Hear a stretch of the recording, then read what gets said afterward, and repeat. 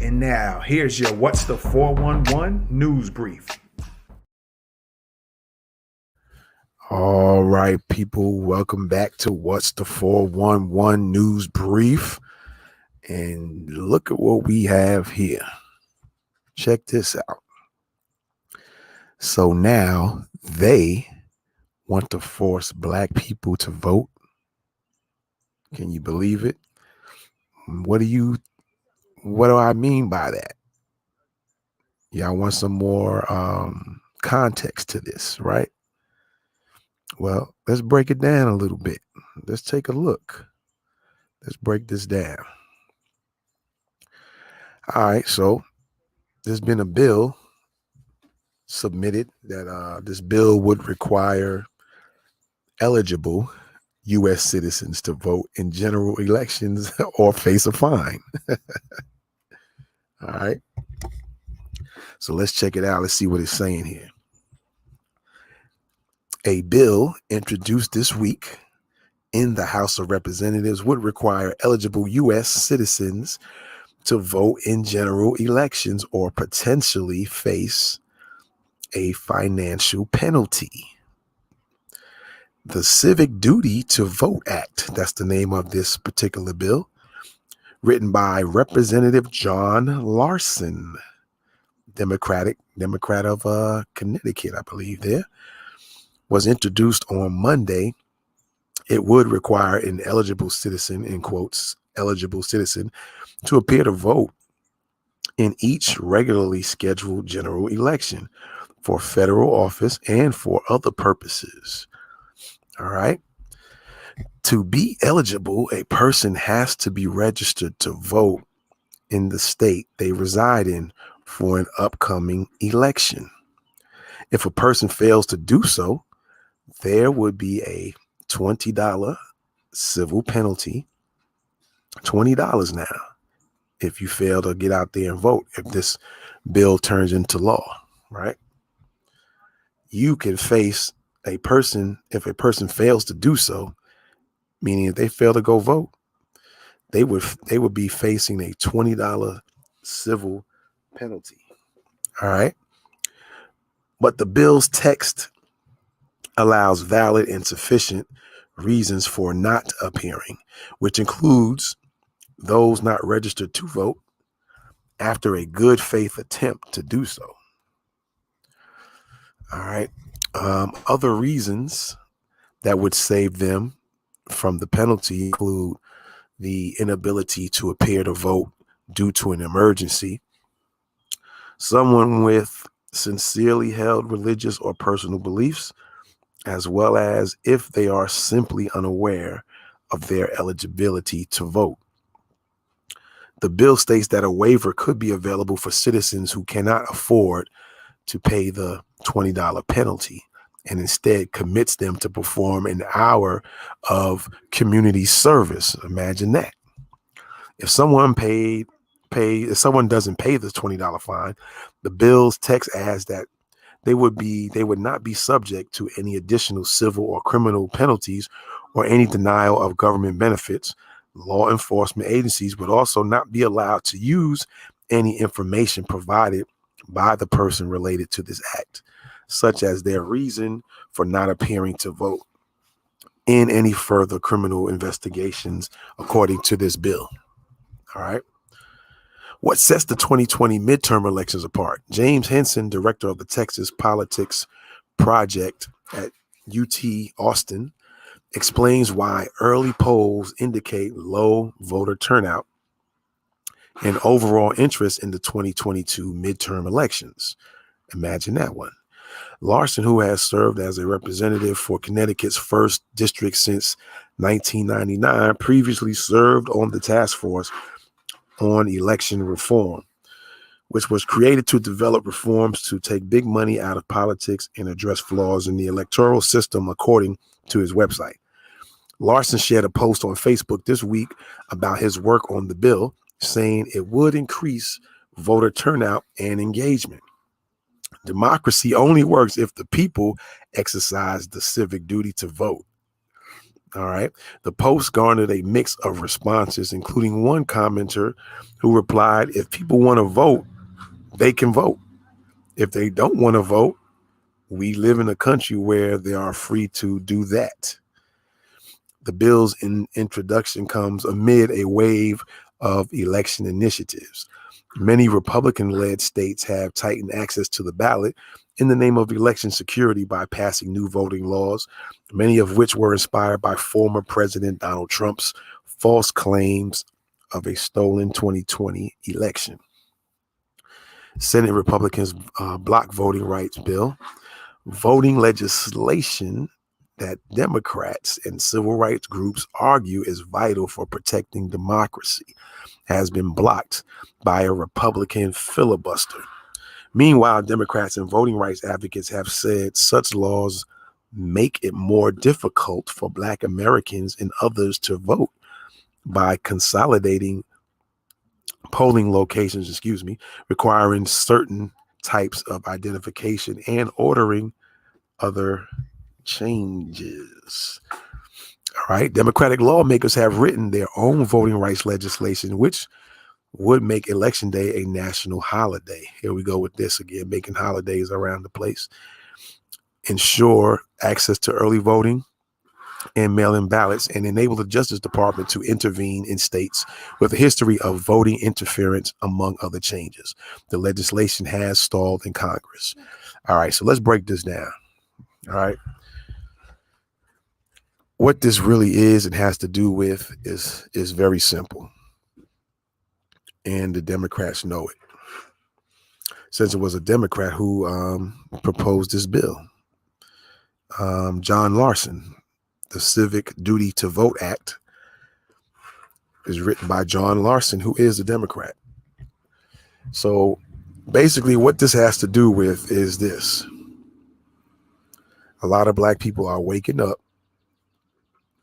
They are realizing that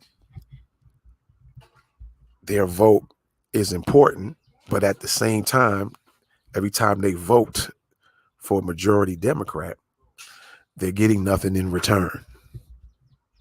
And we all have seen this now. It's been put out there in public, so it can't be no more denials. What am I talking about? We're talking about giving other groups money and giving Black people just symbolism. What am I talking about? Well, of course, you wanted to give the Afghani people $500 million. Now there's talking of, I think 2 times now. There was one, I think last week, and I think there was one this week of Biden talking about giving more money to the Ukrainians. And then even Zelensky was saying that he's going to need $7 billion in order to bring their country back together. And yet, what are Black folks getting? Absolutely zero. And for the longest, and for quite a while, Black folks have been talking about getting reparations. And every time there's a push in the press for that, we're getting holidays like Juneteenth. And now they're talking about possibly making a voting day holiday. And so now a lot of Black folks are talking about, you know what, we're going to protest our vote. We're going to vote Republican. Some people saying they're not going to vote at all. And so now this guy's talking about proposing something to where if you don't vote, if it goes through and turns into law, if you don't vote, you got to pay a $20 fine. Right? And so that's what it's all about. It's all about the Black vote and Black people making it kind of known now that, yo, we're not going for the nonsense that you guys been feeding us. You keep giving us nothing. We're getting our heads bashed in by certain police officers, right? You're getting the head bashed in. You're giving us symbolic gestures when we are calling for money. You're giving other people money, Asians, Indians, Hispanics, Afghans, Ukrainians, and ain't no telling how many other people you're going to give money to. There's certain HBCUs or NHBCU, we did a news story on that here, who has give Ukrainians a free education during the summer if they want to come here and get one. All right, so there are going to be some Ukrainians coming here in the U.S. And what kind of benefits are they going to get when they get here, right? Because the writing is on the wall that other groups of people, if you're not black, they're going to get some type of financial benefit in some form or fashion. So that's what this whole thing is an attempt to force black people to vote. And this is why I recall this particular news story. So now they want to force black people to vote, right? So that's the gist of what's going on with this whole situation, man. That's just the rundown of it. They're scared. And so now they're trying to put laws into play that'll force or think they're going to force black people to vote. And let's say it goes through and becomes a law. A lot of black folks are still not going to vote Democrat because they're going to protest their vote. We're getting absolutely nothing for voting for Democrats. And that's just the facts of it. The only group of black people that Democrats seem to have is like the older crowd, the civil rights type of black folks. And it's unfortunate, I'm not saying all of them, but there's a whole lot of them, the majority of them, because there's very few of the civil rights era blacks who kind of get it. And they're not going for the okie doke either, but that's a small crowd. The bigger crowd is these civil rights generation types. And they just, conceded and fall back and just looking for crumbs. They're still continue having the slave mentality. And they're going to just continue with that mindset instead of having even at that age, have a warrior spirit to see what's going on and decide that they're not going to do this to their offspring and not going to allow for their offspring to get jerked around. But they're not thinking like that. They're thinking about what they can get, what biscuits they can get, what crumbs they can have put on their table, and how can they help Democrats kind of mislead other black folks. But nah. There's a lot of younger folks, a lot of Generation X and younger see the game. Although we have our cliques in the Generation X that are still on the Sambo list, but a lot of the Gen Xers know what time it is, and they're not going for the okie doke either. And those younger than the Gen X. So it starts with the Gen X and goes down young. I'm in that Gen X generation, and I'm not with the okie doke. Thus is why we put these news stories out, and we're going to keep on pressing them. So I don't think this is going to go through because it's going to be unconstitutional, but they're going to try anyway. And like I said, even if they did go through with it, Democrats, you're still not going to win because you ain't doing nothing and hadn't been doing nothing for black folks. It's as simple as that. All right, so I appreciate y'all, man. Thanks for tuning in. Definitely give us a thumbs up. Encourage people to subscribe because you know what YouTube is all about. They're doing the suppression moves. And then I guess there's this big thing with Twitter as well. Maybe we'll do something on that. We'll see. But Elon only going to be buying Twitter and the free speech talk. And so, we'll see how that goes. We'll monitor that situation. We'll observe that situation and see how it will affect black folks in the long run. All right. So with that being said, I appreciate y'all. Subscribe to the channel. Give us a thumbs up. Like the videos. Comment, man. You can even comment live while I'm on air if you like, so that the algorithms know that Yo, this channel is meant to be broadcast and shown to other folks as well. People are finding this channel important. All right. With that being said, ladies and gents, I appreciate y'all. This is What's the 411 News Brief. Keep on staying tuned. We out of here. Peace. One love. And now, here's your What's the 411 News Brief.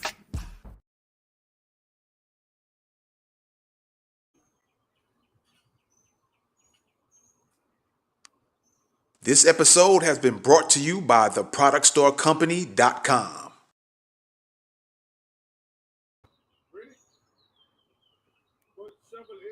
100 Ideas, Options, and Solutions Volume 1.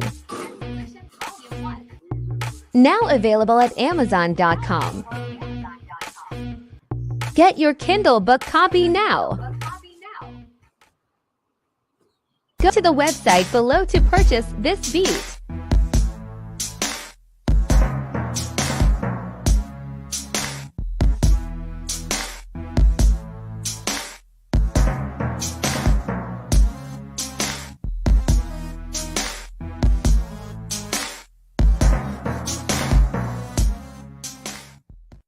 Go to the website below and purchase this beat.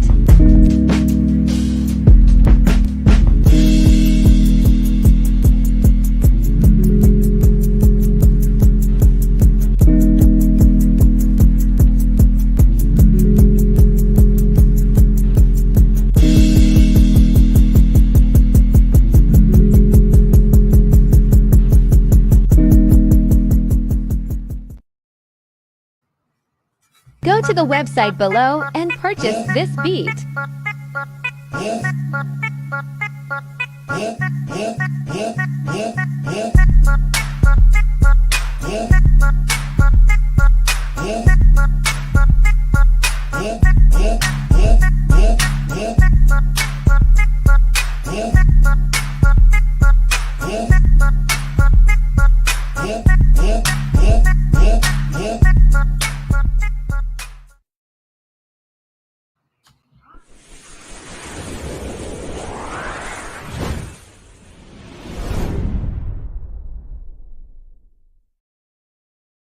Sit down and brainstorm potential things that can happen, all right? Potential situations that can occur. I'm giving you a list here of possible things that can happen. You got fires, you have flash floods, home invasions, hailstorms, hurricanes. A pipe might burst in your house because, it's real cold in the winter at that time. It might burst in the summer, all right? Just never know. Tornadoes, blizzards, snow, mudslides, earthquakes, etc. All right. To prepare yourself for potential emergencies, take the free course, Simple Emergency Planning in 4 Easy Steps. Did I mention free? The link is in the description.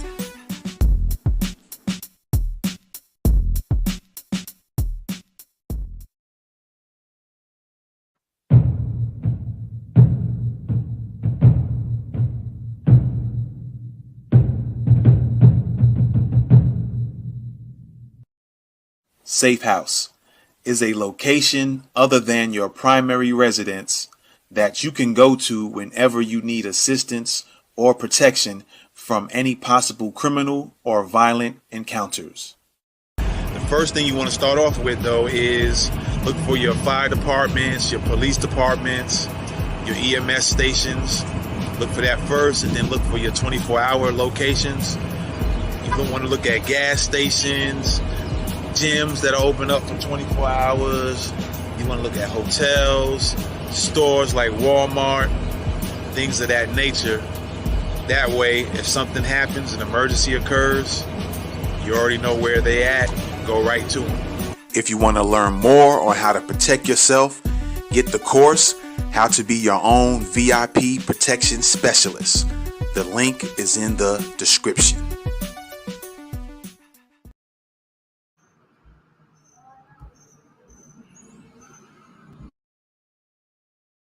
This episode has been brought to you by survivingprotectonline.com.